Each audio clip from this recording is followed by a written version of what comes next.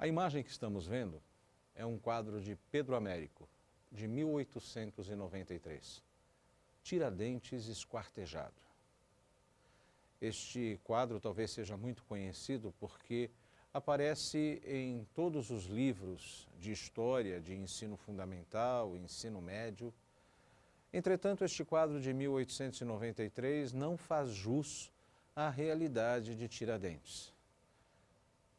Você já deve ter ouvido falar que nós não temos informação sobre o rosto de Tiradentes ou como ele era e assim por diante. Mas não é por isso que eu estou dizendo que ele não faz jus a Tiradentes.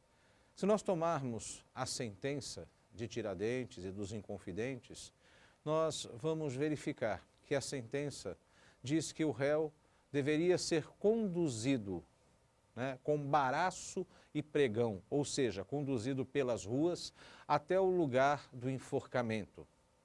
Ele sai, então, da prisão, ali onde hoje, no Rio de Janeiro, nós temos a Assembleia Legislativa, e de lá ele se dirige ao local do enforcamento, a atual Praça Tiradentes. A sentença continua dizendo que a sua cabeça seja cortada e seja levada à Vila Rica e lá pregada num poste alto para que seja consumida pelo tempo. O seu corpo seja cortado em 4/4 e as partes sejam pregadas em postes no caminho de Minas Gerais, no sítio da Varginha, no sítio das Cebolas e em outros lugares onde, então, Joaquim José da Silva Xavier estabeleceu a sua campanha, fez os seus discursos e, ao mesmo tempo, desenvolveu aquilo que nós podemos chamar que seria o crime de subversão. Na verdade, um crime de lesa majestade à coroa portuguesa. Pois bem, assim foi feito. Tiradentes foi enforcado, sua cabeça foi cortada e pregada no alto de um poste em Vila Rica para ser consumida pelo tempo. Suas partes foram espalhadas no caminho das Minas Gerais, como eu já coloquei para vocês. E também nós temos que a sentença era bastante clara. A casa onde ele viveu em Vila Rica deveria ser queimada, a terra deveria ser salgada e no lugar, então, onde estava essa casa, deveria ser erguido um padrão, ou seja, uma placa informando que aquele era um lugar onde nada mais deveria ser construído. Existe uma outra questão que poucas pessoas sabem.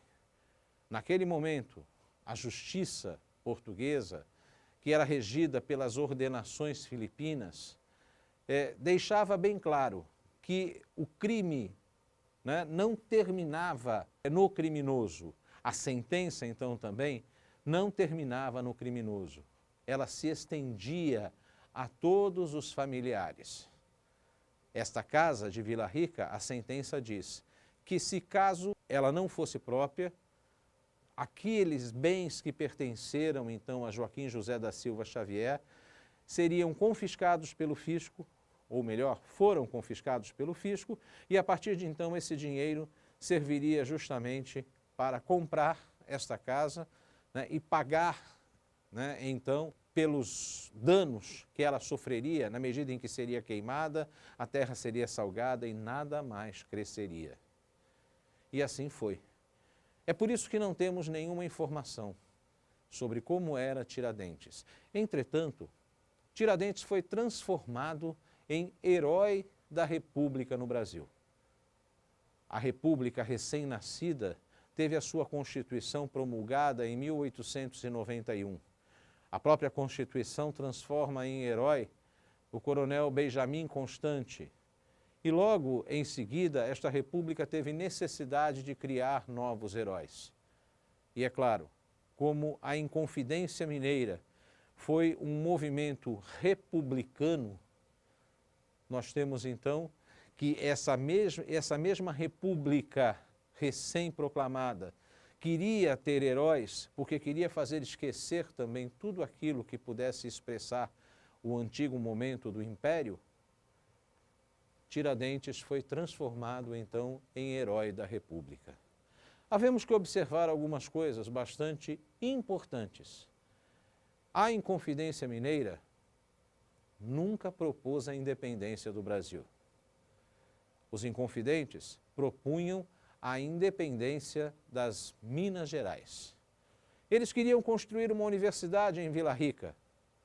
Eles não chegaram a discutir a abolição da escravidão.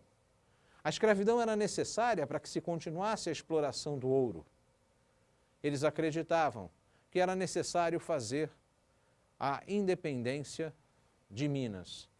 Se outras províncias quisessem, né, elas se agregariam então às Minas Gerais.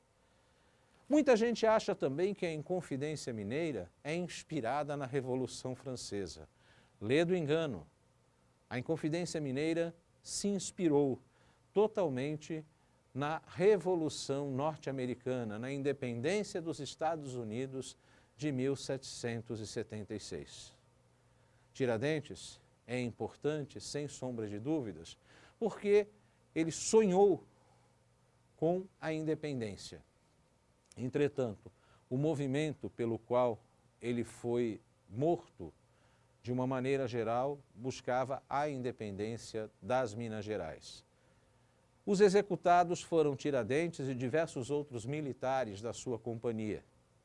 Em contrapartida, diversos outros tiveram suas penas comutadas em degredo perpétuo. É o caso de Tomás Antônio Gonzaga, de Alvarenga Peixoto, do padre Rolim e de tantos outros. No caso de Cláudio Manuel da Costa, ele suicidou na prisão. E a sentença diz então que Cláudio Manuel da Costa deveria ser considerado infame e também considerada infame toda a sua família. Sabemos que Cláudio Manuel da Costa tinha relação com muitas pessoas nas Gerais e, como consequência disso, conhecia muitas coisas. Se questiona até hoje se ele suicidou de fato ou se suicidaram-no, vamos dizer dessa maneira. Entretanto, ele era chamado, né, de Boca do Inferno, justamente porque conhecia todos os segredos e tinha o que se pode chamar hoje em dia de uma língua ferina. Assim, nesse 22 de abril, vamos celebrar a Inconfidência Mineira, o dia de Tiradentes. Mas vamos pensar, de fato, no que foi a Inconfidência Mineira. E é sempre um momento de poder compreender um pouco melhor a história do nosso Brasil. Eu sou Gilberto Angelosi, coordenador do curso de História da Unigran Rio, e esse é o Momento da História.